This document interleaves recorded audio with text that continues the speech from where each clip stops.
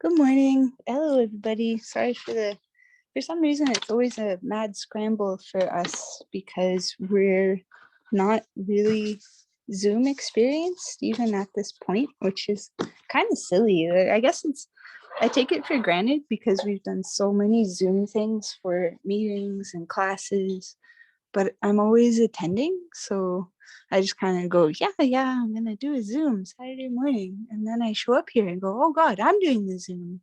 I don't know what I'm doing. But I'm really happy to be here with everybody this beautiful morning. And we're going to do kind of a Valentine's inspired painting session here. Sorry, I'm just going to try to get less wobbly.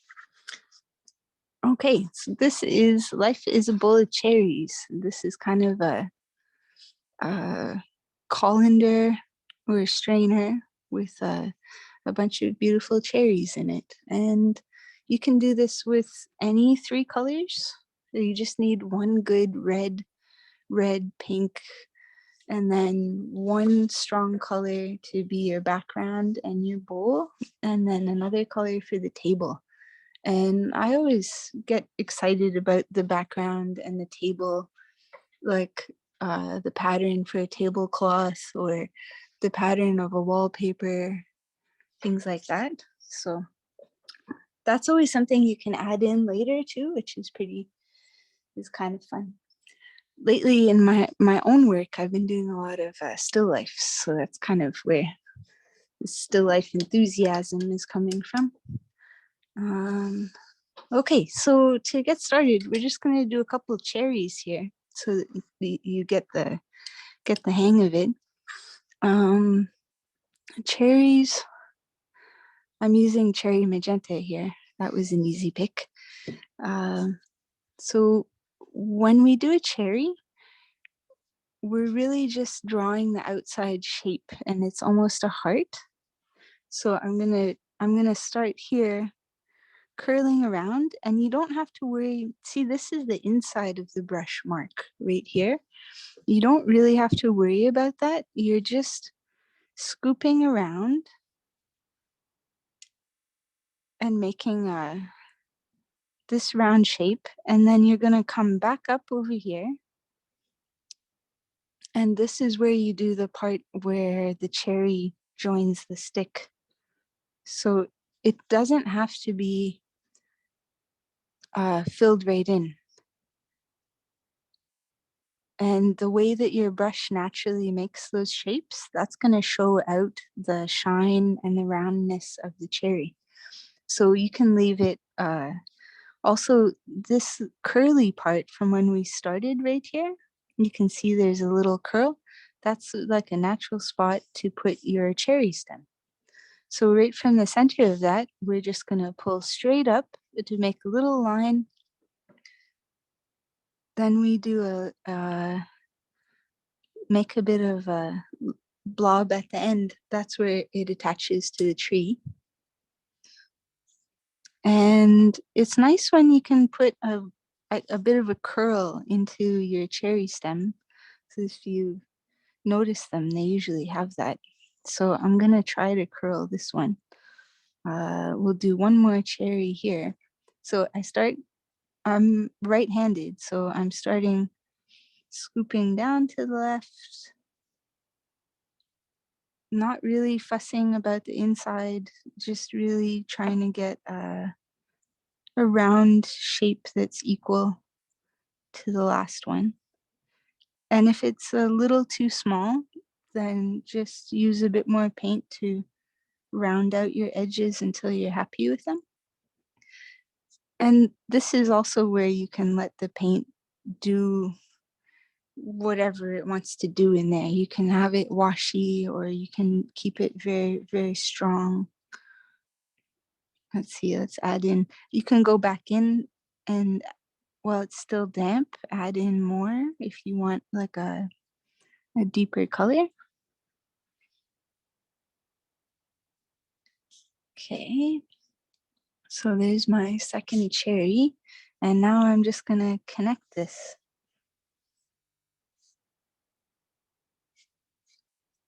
So that's my little cherry branch, pair of cherries. Where the stem goes into the cherry, you can make like a little scoop there if you want, or it doesn't have to be too literal. Everybody's gonna know. So that's our basic cherry shape. And if you look at this painting, the thing I love about still lifes is that there's so much suggestion in watercolor painting in general that we really just have to do 1.5 cherries, and then the rest is just some well-placed blobs. So I'm going to move this cherry up here so you can still see it. Okay, so we're going to think about our bowl of cherries. And when you look at a bowl of cherries, there's not going to be 20 cherries all standing in a row like little soldiers. They're all going to be jumbled in a bowl. You're really only going to see a few proper straight up cherries. So we start with those ones. And this is how I do still lifes or bouquets or anything with a lot of flowers too. You'll find your one standout that shows you're doing cherries.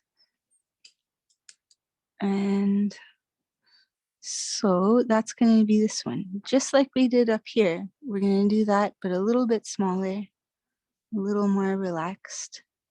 Here's my scoop around. And I'm not really bothering with what kind of shape. I'm leaving some white in the middle. And then I'm going to do another one here. They can touch or they can just kind of graze each other. This cherry is at the edge of the bowl, so I'm just going to give it a flat edge, and then the other heart-shaped part of the cherry. So there's my 2 cherries there. And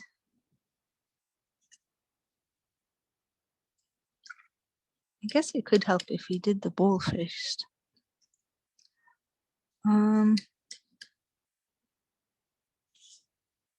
Well, let's just do, now that we have our 2 cherries there, I guess we could have done this part first, but either or, have a bit of your secondary color. And I'm just going to do a little scoop underneath. It doesn't have to be super round.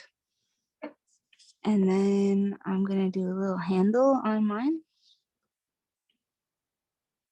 Yours doesn't have to have a handle. It could just be a bowl, could be any color. Okay, so that's giving me my reference of where I can fill in cherries. So let's go back to the cherry color. Now I'm going to do one cherry that's in the front here on the left side of the bowl. So same thing. This is kind of this is a relaxed cherry. It's just a circle with a little bit of open, a little bit of open in the middle.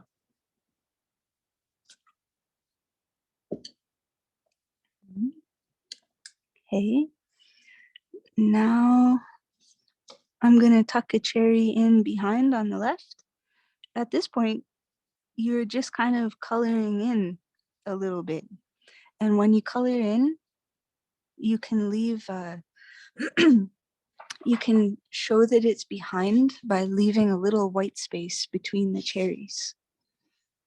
So because we've done all of our upfront cherries, this is just the art of cherry suggestion now. So all I'm gonna do is maybe one more cherry that's peeking out from behind here. And I'm just taking my time to not touch the other cherries. And kind of continue down a little bit. And now it's just kind of filling in pieces. These are all the cherries that are piled up underneath your showcase cherries. Maybe there's one more right here.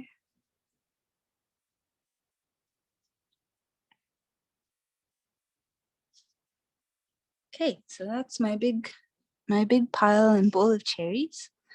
And now I'm gonna connect them. So my two showcase cherries here are gonna get nice curling sticks. And the to get a really fine line like that, I pull something from Chinese watercolor technique where they hold their brush exactly straight up and down, and it ends up looking like this. That you in this is a Western watercolor grip, and this is a Chinese watercolor grip. And if you can incorporate the different ways to hold your brush, then you dramatically increase the mark making capability of your paintbrush. And that's why we can paint pretty much anything with a number 4 brush. So holding it directly upwards, what happens when you hold the brush upwards is you can make a nice arc just on the very tip of your brush, and it lets you make very fine lines. It also gives you the chance to lock your hand and make marks by moving your arm. And a mark that's made by moving this way, just moving your arm, is going to be a little wilder to learn how to control in the beginning, but then it actually becomes a much smoother line. So if you've ever said, oh, I love those really fine lines with pencils and watercolor, but my hand isn't steady enough, when you do this, you bypass your hand, and really it's your arm. And the strength of your arm muscle makes these lines very smooth. So that's how I get these. That's a bit of a trick right there. Okay, so there's 2 sticks. Now we're gonna do, these 2 are gonna get joined up here. So this is one of my kind of half imaginary cherries, and this one. And it's okay to see how all of my curves are going the same way. That kind of makes it look more, I think that's more usual when you look at it. You don't often have cherries like that are stemming out like this, but oh, we'll do one overlap here just for the last cherry bunch. Okay, so I've done 3. You can do more or less, or however that's going to work out for you.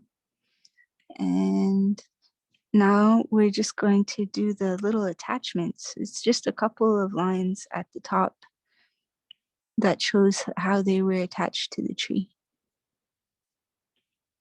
Yeah. So that's our cherries. The other thing is, in this one, I kind of painted them more to look like Rainier cherries, and they have a peachy look to them. You can go back into your cherries and add a little bit more, a little bit of yellow. You can add that in while the paint's wet there, and you'll get nice blooms, or you can just kind of tap it in afterwards too. Adding that little bit of yellow is just kind of gives a nice bit of warmth and some variation to your cherry. You can fuss around with this like a billion ways. So there's a little bit of yellow in my cherries. I still have the white that shows the shine and the 3D. And now we're gonna do kind of a low-key, relaxed colander strainer. So I'm gonna start at my left, and I'm just gonna curl down kind of like that. And now laying the whole brush down, I'm just gonna do a few strokes. Full wet brush, full tip of the brush, and it makes these nice kind of cucumber shapes. Okay, now we're gonna sketch in the right part of the bowl, and we're gonna put the foot on the strainer. So if you've watched on Instagram, we've done a few videos about the magic of ellipses. And this is kind of one of those instances. An ellipses, as I understand it, is a light smile shape. And these are really key for doing bowls, bottles, jars, and making them look 3D. So we're just going to do an extra one underneath here. You could do 2. And that gives us our general bowl shape. Maybe I'll do a couple of those right here for you to see. Okay, mini segue onto the magic of ellipses. Okay, a lightweight smile, kind of, and then this smile is going to become the top of any vase or jar. So say we have, you can make any shape on the left and try your best to mirror it on the right. Then we make the same shape on the bottom, and then we mirror it at the top.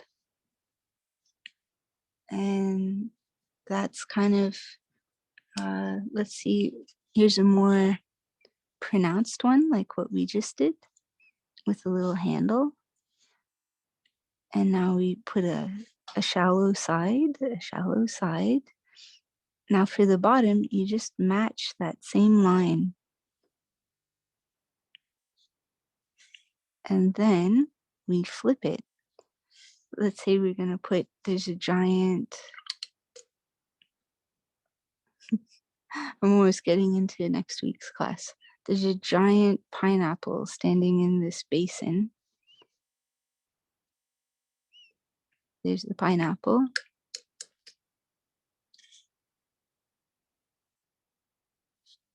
And now this line here is the front of the bowl. We draw the imaginary line around the back of the pineapple, and that gives us our 3D effect. Okay, so magic of ellipses. Back to bowl of cherries. So taking this little break as you're going and kind of taking your time, letting things dry, gives you a bit more time for the next stage. And you could leave this as is, and you could paint a really cute note. Life is like a bowl of cherries, maybe in 3D letters, or you can watercolor in the background.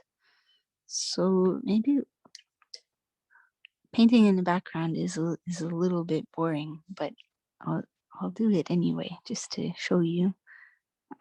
I'm really nutty about painted in backgrounds. I love to have really strong colors in the backgrounds, and I find that that's a big thing that will make a watercolor look professional, is that if you have one spot where it can be really, really dark, and it doesn't have to be around the fruit, it's just even one corner. If there's one corner of your painting that has a very strong chroma, it really makes a painting shine out. So I'm just kind of coloring in here, and I'm being shy with my color because I don't want to touch any areas that are still wet. You can always push your color closer towards the subject, so you don't have to worry about being too precise. It's kind of in the general area, and I'm using a really staining color. There's a lot of oomph to it. This is Salish Sea from our watercolors. But any other really powerful color would be great in here. I kind of like how it matches the bowl too. but you could do a totally different color from the bowl.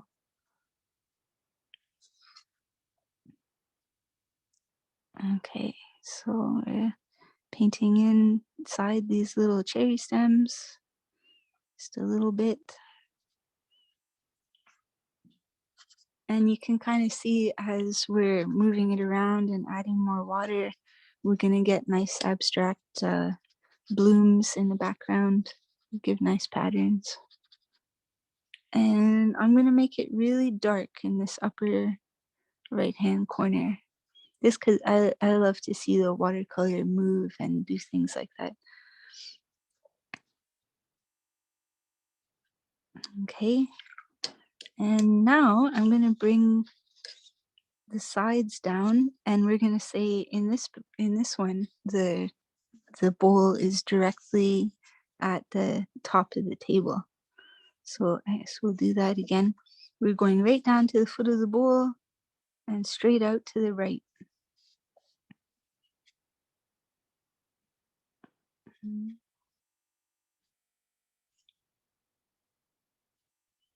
Okay. And you can fuss around as much as you want with the design of the bowl. Let's see.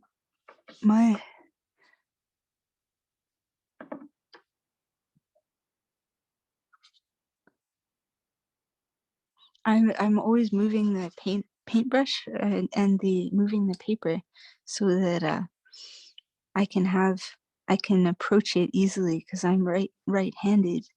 So the easiest way for me to make a clean line is right here.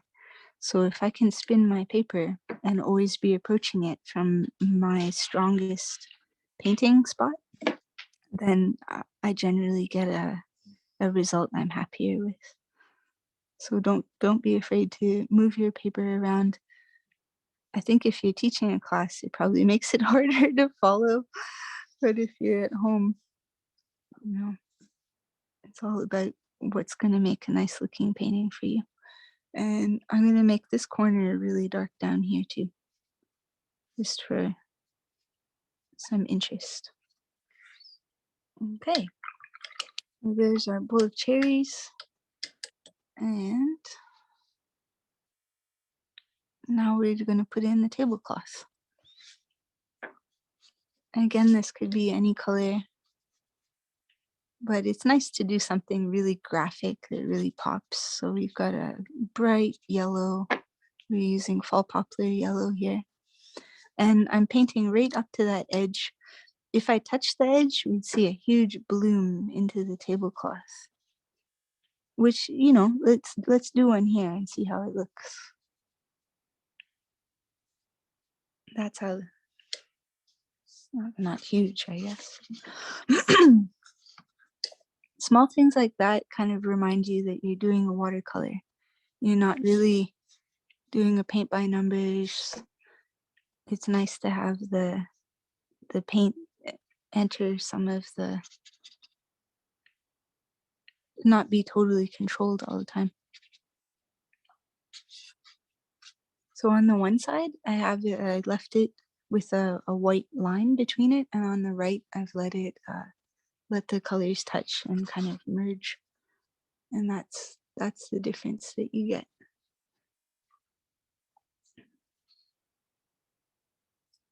Okay, well, that is the basic cherries in a cherry bowl. Do you have any questions? You can throw them in the chat and we can answer them.